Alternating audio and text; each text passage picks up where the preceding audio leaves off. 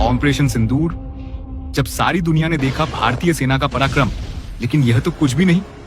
अगले कुछ सालों भारतीय सेना की शक्ति कई गुना बढ़ने जा रही है, क्योंकि भारतीय सेना को मिलने जा रहे हैं हजारों करोड़ रुपए के नए और आधुनिक हथियार। आइए आज आपको दिखाते हैं ऐसे ही कुछ हथियारों की लिस्ट जो अगले कुछ सालों में भारतीय सेना के पास होंगे। MQ-9 predator combat drone. US से 31 कॉम्बैट ड्रोन खरीदने की डील 3 अरब 500 करोड़ में साइन करी जा चुकी है। Rafale marine fighter jets. Indian navy ने फ्रांस से 26 फाइटर जेट्स खरीदने की डील 63,000 करोड़ में साइन करी जा चुकी है। तेजस MK-1A फाइटर जेट्स प्रोडक्शन में है। HAL से 83 और तेजस MK-1A की डील IAF द्वारा 2021 में ही 48,000 करोड़ में की जा चुकी है। नेत्रा MK-1A और नेत्रा MK-2 प्रोडक्शन में है। दुश्मन की एक एक पल की निगरानी करने के लिए IAF को आने वाले समय में 12 नए AWACS मिलेंगे। HAL प्रचंड कॉम्बैट हेलीकॉप्टर की डील 62,700 करोड़ रुपए में की जा चुकी है। इसके अंतर्गत IAF को 66 और इंडियन आर्मी को 90 लड़ाकू हेलीकॉप्टर मिलेंगे। स्वदेशी पिनाका मल्टी रॉकेट लॉन्चर के अपग्रेडेशन और आधुनिक गोला बारूद के लिए 10,000 करोड़ की डील। AK-203 कॉम्बैट राइफल्स बनाने के लिए 5,000 करोड़ रुपए की डील रशिया से की गई है, जिसके अंतर्गत इंडियन आर्मी के लिए लगभग 6.5 लाख राइफल इंडिया में ही बनाई। आकाश प्राइम P और Akash new generation air defence system production में है। जल्द ही IAF और इंडियन आर्मी को इसकी आपूर्ति की जाएगी। MH-60 Seahawk helicopter Indian navy को मिलने वाले हैं। यूएस के साथ हुई 1,17 लाख डॉलर की डील में नेवी को 24 कॉम्बैट रेडी हेलीकॉप्टर्स मिलने हैं।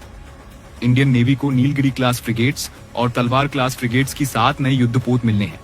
एक पनडुब्बी जल्द मिलने हैं। अभी भारतीय नेवी को एक अरिहंत क्लास न्यूक्लियर सबमरीन और 3 कन्वेंशनल काल्वरी क्लास सबमरीन और मिलनी है। ब्रह्मोस 2 यानी ब्रह्मोस हाइपर सुपरसोनिक मिसाइल की डेवलपमेंट पर तेजी से काम चल रहा है।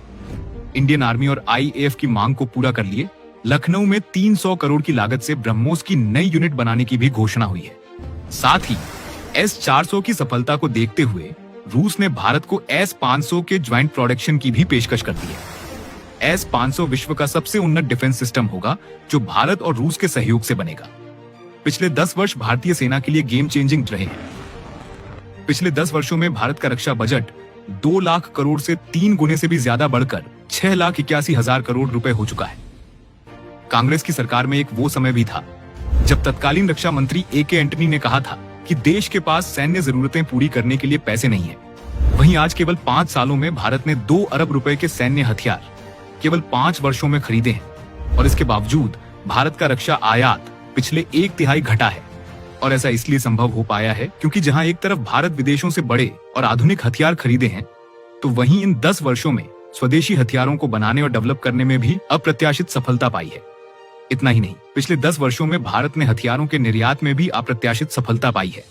आत्मनिर्भरता की तरफ बढ़ते हुए आज विश्व के 75 देशों को हथियारों का निर्यात कर रहा है।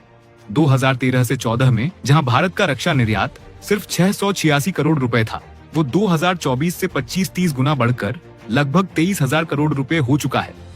और भारत का लक्ष्य 2028 से 29 तक अपना रक्षा निर्यात 50,000 करोड़ रुपए करने का है।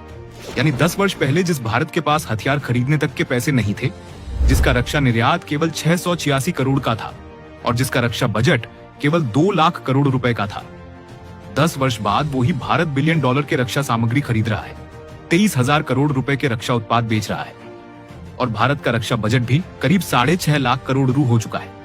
आज भारत की इस गति को देखकर सारा देश आशावाद है कि जल्द ही भारत 2 फ्रंट यानी चीन और पाकिस्तान दोनों के लिए अपनी सैन्य तैयारी को पूरा करने के लक्ष्य को जल्द प्राप्त कर पाएगा।